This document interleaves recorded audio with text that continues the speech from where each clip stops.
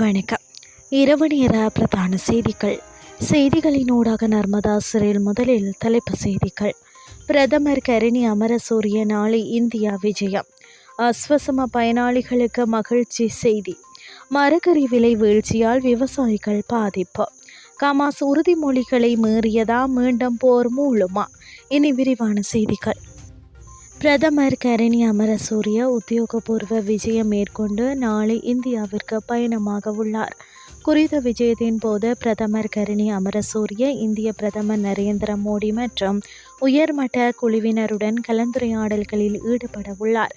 அத்துடன் October 17 NDTV மற்றும் சிந்தன் ஆராய்ச்சி அறக்கட்டளை ஏற்பாடு செய்யும் NDTV உலக உச்சி மாநாட்டில் நிச்சயமற்ற காலங்களில் ஏற்படும் மாற்றங்களை வழிநடத்துதல் என்ற தலைப்பில் பிரதமர் சிறப்புரையாற்ற உள்ளதாக வெளிநாட்டு அலுவல்கள், வெளிநாட்டு வேலைவாய்ப்பு மற்றும் சுற்றுலாத்துறை அமைச்சு தெரிவித்துள்ளது. நுவரேலியா மாவட்டத்தில் மரக்கறிகளின் விலைகள் கடந்த சில நாட்களாக வீழ்ச்சியடைந்து வரும் நிலையில் விவசாயிகள் பெரும் வருமானம் இழப்புக்கு உட்பட்டுள்ளனர். குறிப்பாக கேரட், லீக்ஸ், கோவா போன்ற மரக்கறிகள் 70 ரூபாய் முதல் 90 ரூபாவிற்கு கொள்வனவு செய்யப்படுவதால் விவசாயிகள் பாரிய நட்டத்திற்கு உள்ளாகின்றனர். இதன் காரணமாக உற்பத்தி செலவை கூட ஈடு செய்ய முடியாத நிலை ஏற்பட்டுள்ளதாக விவசாயிகள் தெரிவிக்கின்றனர். இதேவேளை காலநிலை மாற்றங்களால் விவசாயிகள் நீண்ட காலத்திற்கு நிலத்தில் மரக்கறிகளை வைத்து பேண முடியாத ஒரு நிலையம் உருவாக்கியுள்ளதாக விவசாயிகள் கூறுகின்றனர்.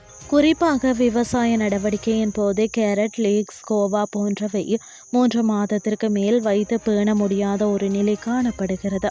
காரணம், தொடர்ச்சியாக நுவரேலியாவில் அதிக மழை பெய்து வருவதால் மரக்கறிகள் அழிந்து போகக்கூடிய சூழ்நிலையும் உருவாகியுள்ளதாக விவசாயிகள் தெரிவிக்கின்றனர். அஸ்வசமா முதற்கட்ட பயனாளிகளுக்கான இம்மாத கொடுப்பனவு இன்று பயனாளிகளின் வங்கிக் கணக்குகளில் வரவு வைக்கப்படும் என நலம்புரி நன்மைகள் சபை அறிவித்துள்ளது. இனி வெளிநாட்டு செய்திகள். போர் நிறுத்த ஒப்பந்தத்தின் கீழ் கமாஸ் தனது உறுதிமொழிகளை நிறைவேற்ற தவறிவிட்டதாக இஸ்ரேலிய அரசாங்கம் குற்றம் சாட்டியுள்ளது.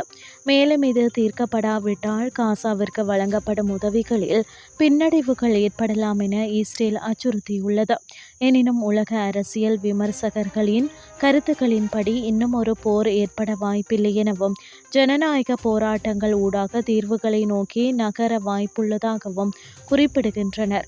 இதனிடையே காசா பேரழிவால் உடல்களை கண்டுபிடித்து திருப்பி அனுப்புவது கடினமாகிறது என செஞ்சிலுவை சங்கம் தெரிவித்துள்ளது.